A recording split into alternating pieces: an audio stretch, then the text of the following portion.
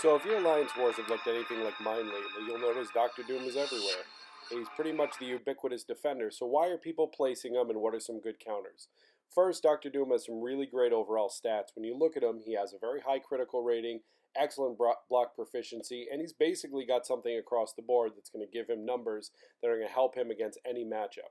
His signature ability is going to give him a really unique mixture of power gain as well as power damage. And you're going to notice that he's got a bunch of immunities. He's immune to armor break, he's immune to shock, he's immune to a number of different things that are also going to make him a little more resilient, but really where he shines is the aura. The aura Hazarath basically allows him to make all of his energy attacks unblockable. So he's going to basically get that special one through no matter what happens unless you dexterity evade it. His special 3 is already unblockable and gives a long stun. And if you chain the special 3 into the special 1 and then the special 2, you essentially will steal power and you'll constantly be able to cycle through these special attacks. All of them being unblockable, all of them with this aura. So it's really a nightmare when you get into the corner against this champion, especially with Alliance Ward boss health.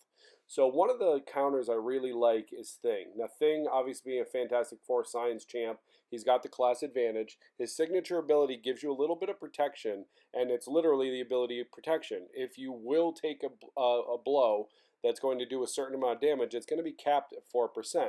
He's also shock immune, he's also armor break immune, he's also nullify and stagger immune. All abilities that Doctor Doom has and really uses to start getting his cycle of power gain and power attack through. The other thing about Thing is he has this rock stack mechanic. So when he generates rock stacks either by taking a hit or he gets 5 on a perfect block, once he hits 15 rock stacks, the next 5 are essentially going to be converted into 5 fury buffs, or 1 fury buff if you only have 16. Once he has 15, he also goes unblockable, unstoppable, which can be really beneficial when Doctor Doom is punishing you in the corner to be able to fight your way back out by basically going unstoppable, unblockable, and then being able to counter Doctor Doom's abilities. Now, the next champion is also a Fantastic Four member, so I think this was intentional, but it's Human Torch. The Fantastic Four and Doctor Doom are natural enemies in the comic book, so they kind of mirror each other in the game.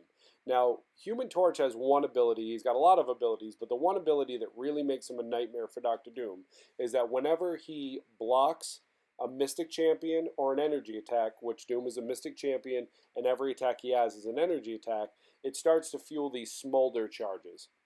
Smolder basically means that his incinerates are going to last a little bit longer and do a little bit more damage. He also is going to raise his temperature, and once his temperature is over 20, the incinerates last a little longer and do a little more damage. So basically, every time Doctor Doom punishes Human Torch, he's just making him stronger for when he eventually hits back. So Human Torch is one of those ones that can really melt Doctor Doom quickly, but he's also a newer champion, so he's not available to as many people.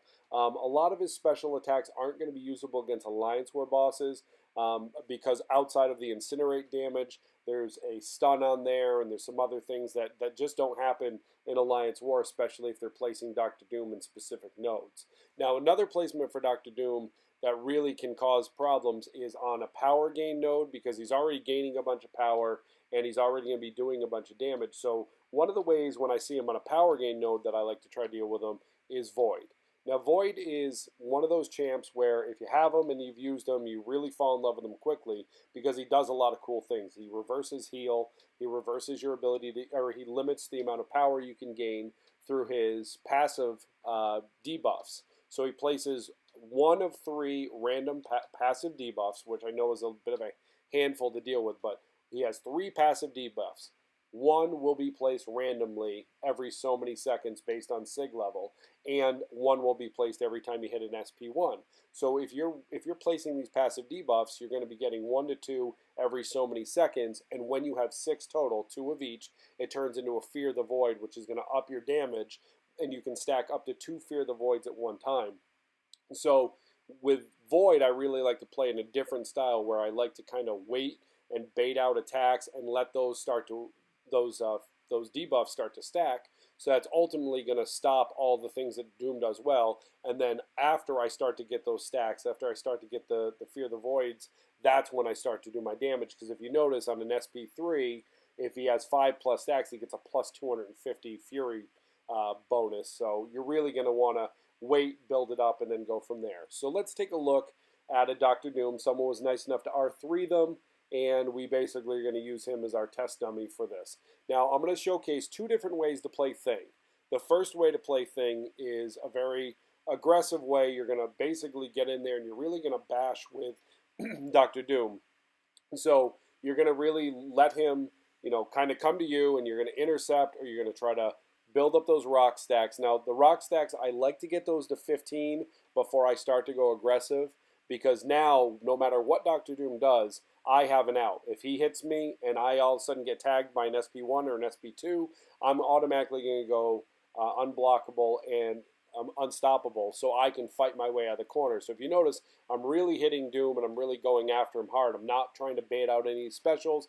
I'm actually just trying to smash his face, because ultimately he's giving me fury buffs and he's giving me that protection out. So now when I hit this unblockable, I'm hitting him and I'm stunning him.